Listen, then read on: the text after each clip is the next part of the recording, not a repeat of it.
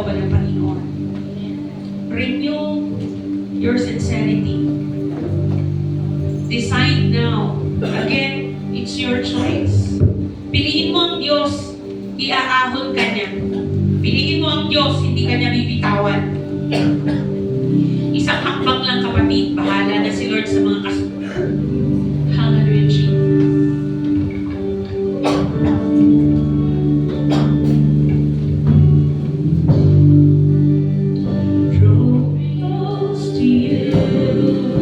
Lord, ibalik mo po kami sa dati naming pag-ibig sa iyo. Never let me go.